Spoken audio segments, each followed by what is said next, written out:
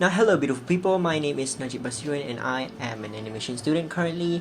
Now for this video I want to tackle my 2021 art goals, which is I want to draw faster. And why do you ask me why I want to draw faster? Simple, because I can create more art and that art can be turned into content and shared to more people, and more people will get to know more of my art. You know, pretty simple answer. But how am I going to do that?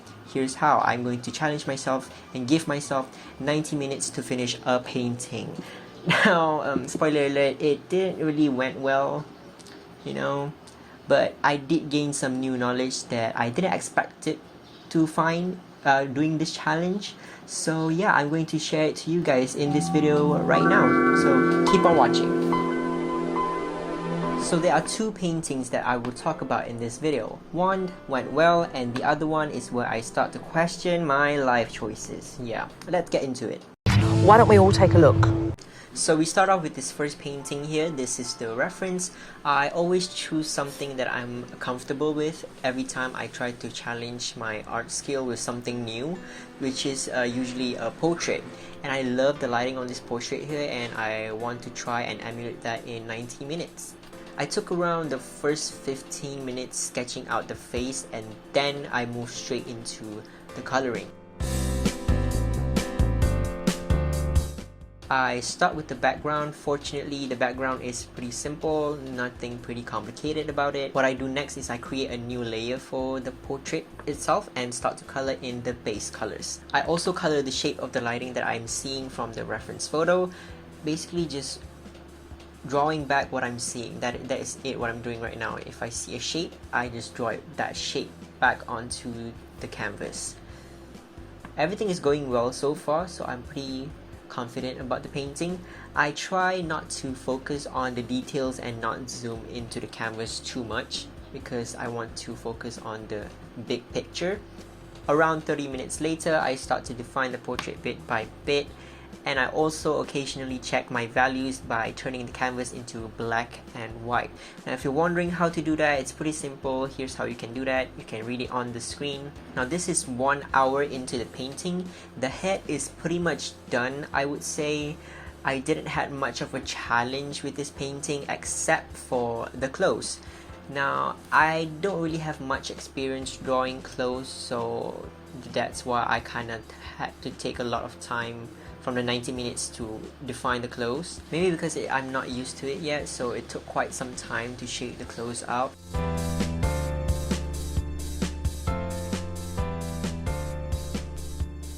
After shading all of that out, I start to edit and tweak with the colors and the values a bit more here and there. And I also edit my paintings in my mobile editing software. And then we are finally done with the first painting. It took almost 90 minutes to paint this and then an extra 10 minutes to edit it on my mobile phone.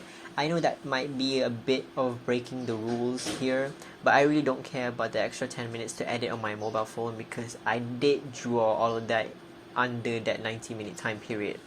So alright, no problem at all with the first painting, and I was quite glad with the result. You know, I was able to capture the reference and add my sparkle a bit onto the painting. So yeah, great. Well, yeah, it's about to go down now. When I'd got in there, I realised that actually this is serious stuff. So for the second painting, this was the reference. Now I love the purple color in this reference and I love the pose. I love the cascading hijab with the figure, and this was a bit more than just a portrait. I knew going into this was going to be a bit more challenging than the previous one because there's a lot more body than the face, but I like a bit more challenge, you know, because I was quite confident from the first painting. I was like, you know what, I can do this, I can do this, you know what, let's do this. Yeah, it's about to go down. But yeah, firstly I took around 20 minutes to sketch everything out. It is a bit longer than the previous sketch, of course.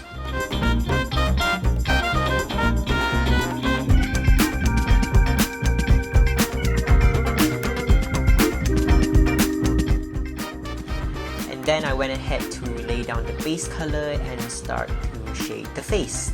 Now when I was shading the face, this is where it started to get questionable.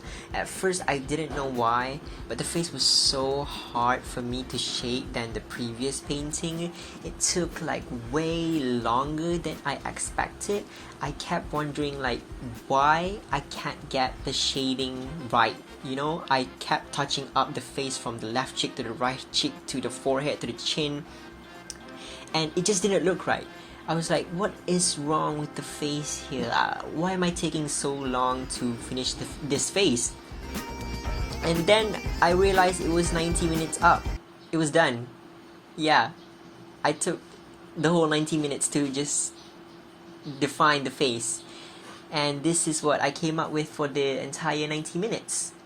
I was so disappointed by it because look at the difference between the first painting and the second painting. Like, how did I get to do a lot with the first painting and so less with the second painting?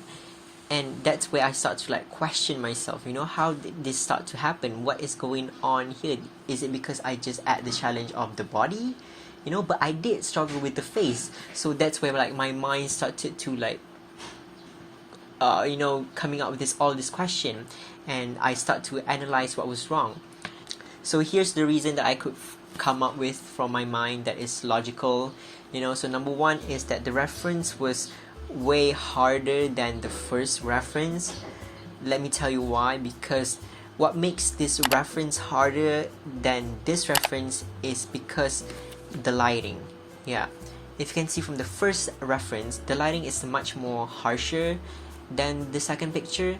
So with this kind of dramatic lighting from the first reference photo, it makes figuring out the form of the face much more easier than the second reference. There's also a difference in the values. If you can see from the first photo, you can really figure out the dark areas, where on the second reference photo, the values kind of blend with each other.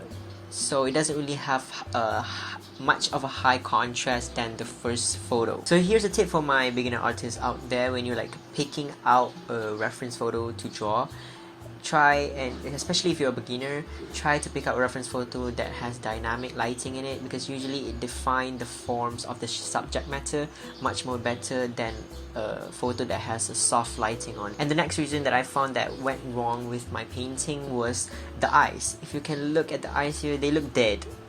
Yeah, they look dead. They look like there's like not a single thought behind those eyes, and they lack personality, you know, because from the reference, the eyes has much more sass than my drawing. So I think I kind of lack that part of from the reference, you know. So after all of that was done, I was like, oh, okay, should I start over? And then it was like, you know what? You wanna know what? No. You wanna know what? No. I am not going to start over with this painting because I already have something to paint over, which is this 90-minute painting here. And you wanna know what I did next? I painted for a whole 4 hours. Yeah, I was in this what the people call as the flow state. Yeah, and I kind of lose track of time and just painted. You know, I just painted. I tried my best to add in some lighting to define the forms of my figure better, and try to add more personality into the eyes as best as I can.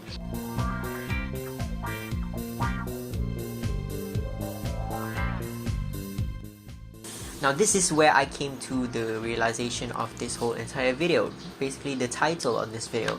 I was like, wait, what if this 90-minute art challenge is not just to help you draw fast? Like, the general end goal is of course for you to draw faster and capturing the general impression of the reference better, right? But what if there's like a hidden benefit that people don't talk about this challenge? Maybe by giving yourself a time limit, it challenges you to draw something and put something on the canvas so that you can have a base that you can choose to work on later. You know, you can of course stop after the time limit, but who's stopping you instead of yourself from going and pushing the painting to its fullest potential if you see there's potential in the painting, you know? I think if you have the time to push the painting like I did, I think do it, you know? Like I did, and I was happy with the result. And I think that part of this 90-minute art challenge is great, you know? You can still choose to start a new painting, but you can choose to keep going with the painting, right? So what I'm trying to say is that this 90-minute art challenge helps me to get into my flow state much more quicker.